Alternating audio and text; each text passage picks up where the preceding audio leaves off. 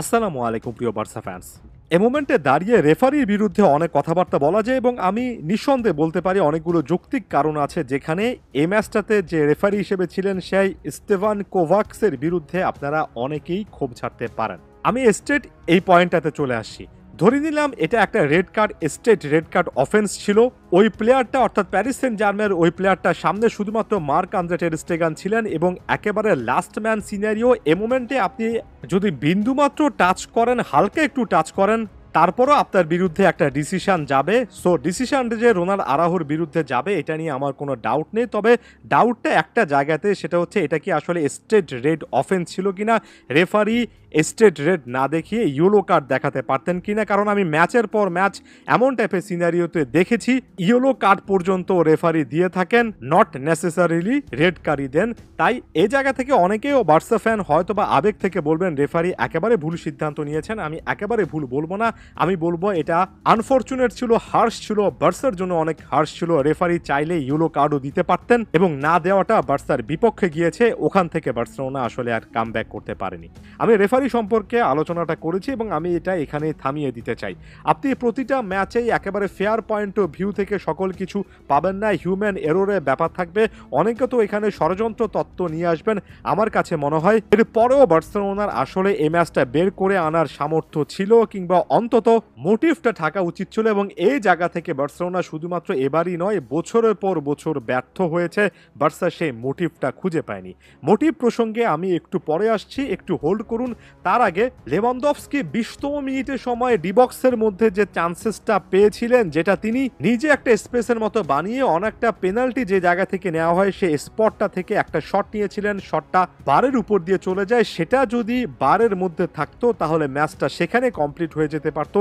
লেভানডফস্কির শুধুমাত্র ওই 20তম মিনিটের সময়, ওই মিসটা নয়, 87তম মিনিটের সময় যখন একটা গোল নিলে এখন স্কোর লাইনটা আসলে ইভেন হয়ে যায়, তখন তিনি ডিবক্সের মধ্যে ঢুকলেন, ফেরান তোরেসকে পাস দিলেন না, নিজে শট নেওয়ার চেষ্টা করলেন। লেভানডফস্কির এই সেলফিশ পারফরমেন্সটাও কিন্তু বার্সাকে ভুগিয়েছে। এরপর আমি সেই মোটিভ প্রসঙ্গে ফিরে আসি। আমি জানি ভীষণ রকমের চাপের মুহূর্ত, আমি জানি যে রেফারি ডিসিশনগুলো আপনার পক্ষে আসছে না। তবে আপনার সঙ্গে বিশ্বের অন্যতম সেরা ক্লাবের একজন কোচের পার্থক্য হবে এই জায়গাতে যে কোচ ওই সময়ে মাথা ঠান্ডা রাখতে পারবেন। জাভি এখনও বার্সাকে খুব ভালোভাবে সার্ভ করেছেন, এই জিনিসটা বলবো। এবং জাভির এবারের চ্যাম্পিয়ন্স লিগের মিশনটাকে আমি ব্যর্থ বলবো না। তবে যেভাবে মেজাজ হারিয়ে রেড কার্ড দেখেছেন, এবং শুধুমাত্র জাভি নয়, বার্সার কোচিং স্টাফের আরও একজন মেম্বার যেভাবে রেড কার্ড দেখেছেন, মেজাজ হারিয়ে আসলে এই টাইপের ম্যাচগুলো জেতা যায় না। একেবারে শেষ মুহূর্ত পর্যন্ত ঠান্ডা মেজাজে সিদ্ধান্ত যে কোচরা নিতে পারেন, তারাই শেষ মুহূর্তে এসে গেমটা বের করে আনতে পারেন। বার্সেলোনা গেমটাতে ছিল, আমার কাছে তো মনে হয় ভিতিনার দুর্দান্ত ওই শটের গোলটার পরেও ছিল। এমনকি কিলিয়ান এমবাপে যখন 61তম মিনিটের সময় পেনাল্টি গোল করলেন তখনও বার্সেলোনা খেলায় ছিল। তবে ওই যে ঠান্ডা মাথার ফুটবল বার্সা খেলতে পারেনি।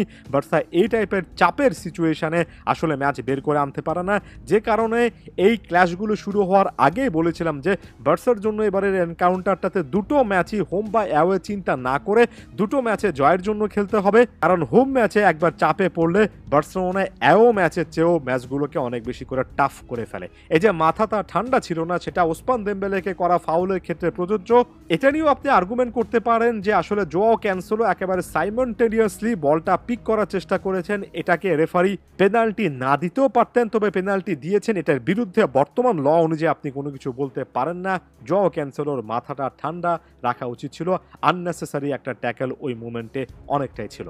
পুরো ম্যাচে আমার কাছে মনে হয়েছে রাফিনা যখনই যে পজিশনে ছিলেন সেই পজিশন থেকে কিছু না কিছু করার চেষ্টা করেছেন। লেভানডফস্কির কথা বলেছি, আসলেই হতাশ হয়েছি। প্রতিপক্ষ স্কোর শিটে আপনি হয়তো বা কিলিয়ান এমবাপের জোড়া গোল দেখবেন, তবে এমবাপের গোলগুলো অনেকটাই রেডিমেড ছিল। দ্বিতীয়টা তো আসলে বার্সা ডিফেন্সের ভুলে রীতিমতো ট্যাপিং করেছেন। মার্ক আন্দ্রে টের স্টেগান অনেকবারই কিন্তু বার্সাকে বাঁচিয়েছেন, তবে শেষ রক্ষা করতে পারেননি। পিএসজি মিডফিল্ডে ভিতিনার পাশাপাশি ফাইনাল থার্ডে ওসমান দেমবেলে এবং বার্কোলা সত্যিকার অর্থে প্রমিজিং পারফরমেন্স দিয়েছেন। ওসমান দেমবেলে দেখিয়েছেন চাপের মুখে এখনো ভালো পারফর্ম করার তার আসলে সামর্থ্য আছে। বার্সা ফ্যানেরা তার জার্সিটা পুড়িয়েছে, তাকে নিয়ে বু করেছে, তারপরও দেমবেলে কিন্তু শেষ হাসিটা হেসেছেন। এবং মাত্র 21 বছর বয়সী ব্র্যাডলি বার্কোলাও কিন্তু তার ক্লাসটা দেখিয়েছেন। এই ম্যাচে আমার কাছে এমবাপে সাইড হিরো, এরাই কিন্তু আসলে পিএসজির মেইন হিরো। লাকটাও বার্সার ফেভারে ছিল না, যদি ফেভারে থাকতো তাহলে হয়তোবা ইকাই গুন্দোয়ানের একটা জোরালো শট, পোস্টে না লেগে যাদের মধ্যে ঢুকে যেত।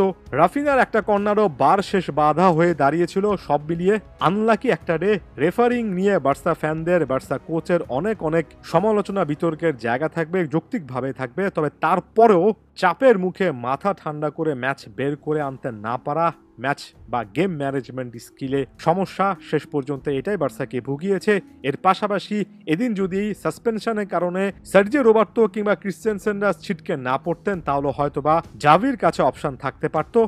অপশন ছিল না, এটা তার চেয়ে বড় একটা আফসোসের ব্যাপার হবে। আর এভাবেই আরও একটা চ্যাম্পিয়ন্স লিগের মিশন শেষ হলো।